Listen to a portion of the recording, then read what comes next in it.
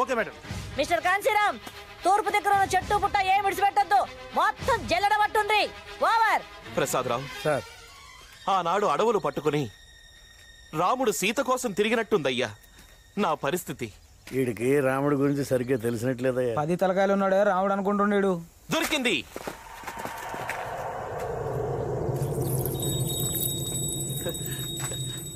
నా వరలక్ష్మి కాలి పట్టి దొరికింది.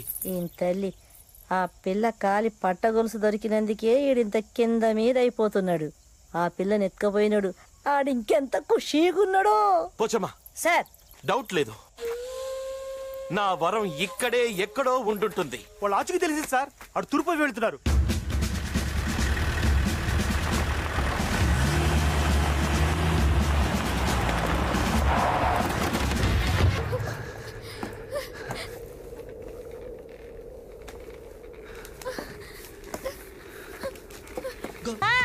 మనోళ్ళంతా ఇప్పుడు అటు పక్క బ్రిడ్జి మీద చేరుకున్నారంట. ఇప్పుడేం చేయమంటారు?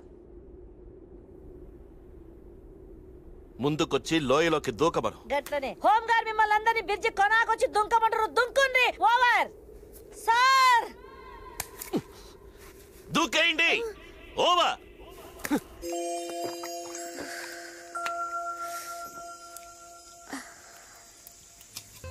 దొంగ సచ్చినాడు, మొత్తం వీడే తినేస్తున్నాడు. ఏంటి? ఏం లేదు, నువ్వు తిను తిను. వీడు బాగా తాగి పడిపోతే నేను పారిపోవచ్చు.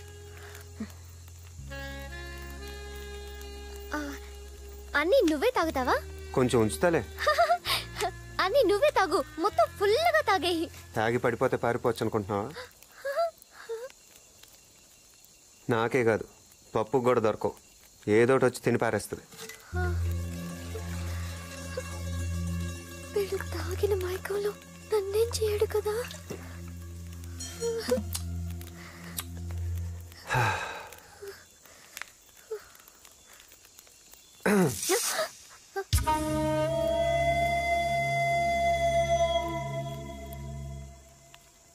ఈరోజు కొంచెం కొత్త కనిపిస్తున్నావు. అంటే 6వ క్లాస్ పాస్ అయ్యి ఆ మాత్రం అర్థం కాలేదా? ఏం చేస్తావు? అదే అంటే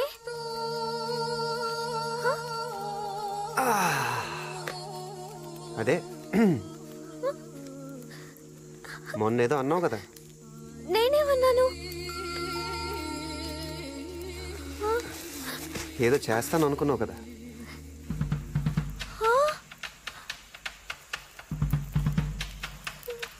నేనెవరికి చెప్పను, నువ్వు ఎవరికి చెప్పద్దు. ఎవ్వరికి తెలియాల్సిన అవసరం లేదు. మిస్టర్, నువ్వు చాలా పెద్ద మిస్టేక్ చేస్తున్నావు.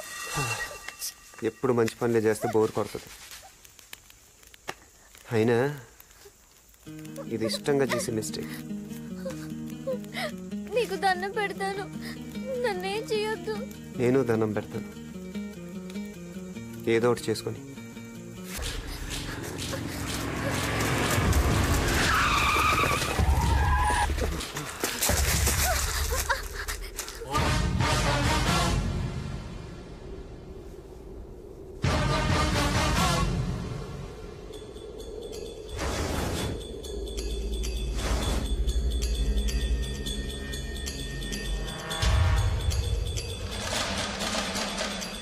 చూసావుగా, చుట్టూ మందు పాత్రలున్నాయి. అడుగు ముందుకేసావో పిప్పైపోతావు.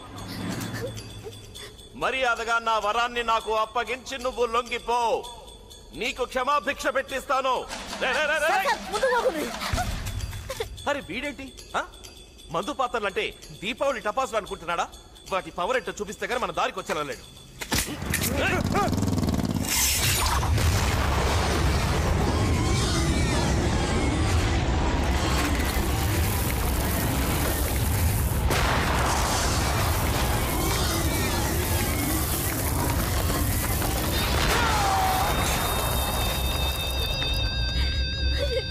పోచమ్మా, వీడు దేనికి లొంగెలలేడు.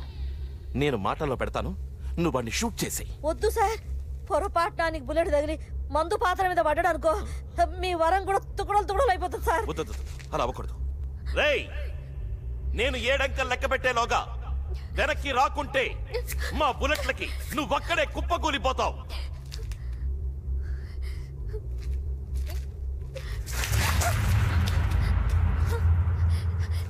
ఇప్పటికైనా బుద్ధి తెచ్చుకో. మా ప్రేమ ముందు ఓడిపోయినని ఒప్పుకో, లేకపోతే అనుభవిస్తావు. అదేదో ఇద్దరం కలిసి అనుభవిద్దాం రా. 1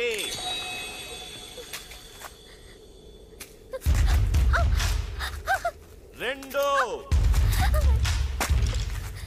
3 4 5 6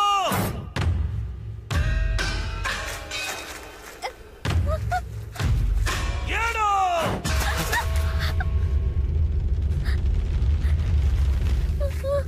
సారు ఇప్పుడు 7 అడుగులు ఎవరేసినట్టు? అంకిల్ మనాడు లెక్కెట్టాడు, అడుగులు అతనేసాడు. అంటే పెళ్ళైపోయినట?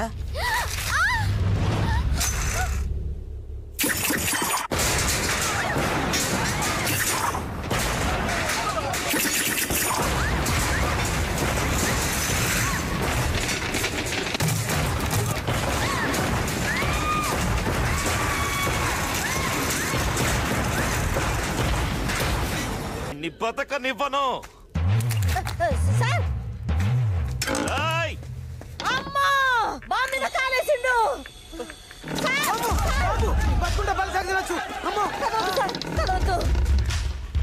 కదలకండి సారు, పోచమ్మా! ఏయ్, పోచమ్మా! కదలకండి.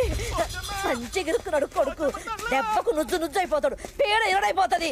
ఓయమ్మనే ఓయమ్మనే ఓయమ్మనే.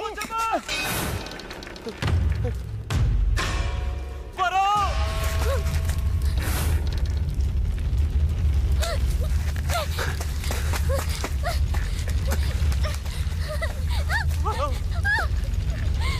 ప్రేమ, దోమ, వంకాయ అన్నావుగా, చూపించు. దర్జాగా నడుచుకొచ్చేస్తాడు.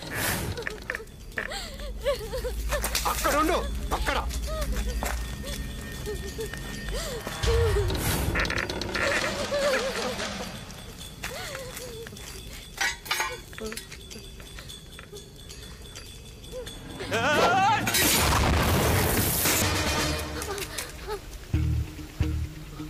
నీ ప్రాణాలు నీకు భిక్షంగా ఎందుకు పడేస్తున్నానో తెలుసా? ఈ క్షణం నుండి నేను ఇచ్చిన ఈ బతుకుతో క్షణక్షణం చస్తూ బతకాలి. స్టూడెంట్లు రాజకీయాల్లోకి వస్తే ఏ గతి పట్టిస్తానన్నావో, నీలాంటి రాజకీయ గూండాలకు కూడా అదే గతి పట్టిస్తాను. ఇప్పుడు మొదలవుతుంది నీ అస్సలు పెళ్లి.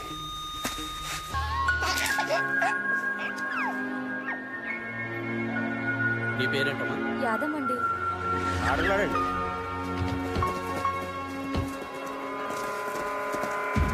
రేయ్, నమస్కారం సార్. ఎక్కడ్రా సిద్ధార్థ? చెప్పండ్రా, ఎక్కడ సిద్ధార్థ? తెలుసు సార్. చెప్పండి. సిద్ధార్థ్ ఎక్కడ ఉన్నాడో మాకెలా తెలుస్తుంది సార్? రేయ్, ఒక్కడిని కూడా వదిలిపెట్టకండి. కుళావైందిరా నీకు? నీకేమైనా దెయ్యంగాని పట్టిందంటరా? నువ్వేమైనా మామూలు మనిషి అనుకుంటున్నావా? హోమ్ మినిస్టర్వే. నేను కాదు, నేను మినిస్టర్ని కాదు. నేను రాజీనామా చేశాను. నేను ఇప్పుడు పప్పు యాదవ్. చేశానవా? పప్పు యాదవ్. ఓడి రాజీనామా విఐటి. సార్ ఇదిగోండి సార్. అసలు ఈ రాజీనామా నేను యాక్సెప్ట్ చేస్తే కదా. నీ బోడి మంత్రి పదవి నా చేతుల్ని కట్టేస్తోంది, నా శక్తిని చంపేస్తోంది. వారని బండ బడ.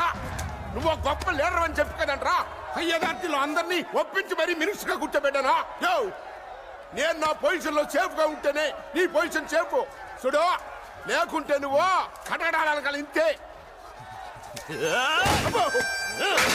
నీ ఎమ్మక్కడ మన ఆగరా. ఇక పిచ్చిగా పడుతుంటరా.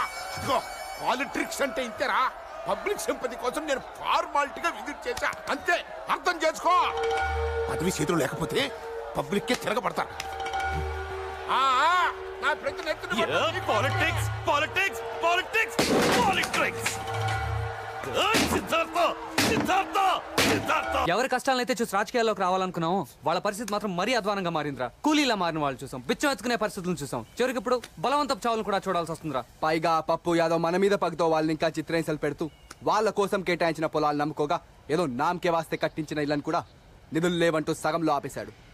పబ్లిక్ లో కూడా మన పట్ల కన్ఫ్యూజన్ ఏర్పడిందిరా. అసలు మన సిద్ధాంతం ఏంటో, దానికి ఎన్నుకున్న దారేంటో తెలియకపోవడం వల్ల సివిల్ డిఫెన్స్ ద్వారా మనం ఎన్నాళ్ళు కూడగట్టుకున్న పేరును కూడా కోల్పోతున్నాం. ఏ ప్రజలకైతే మనం మరింత దగ్గరై సహాయం చేయాలని రాజకీయాల్లో అడుగు పెట్టామో మన మొదటి లక్ష్యం కూడా అదే, వాళ్ళకి సహాయం అందటం.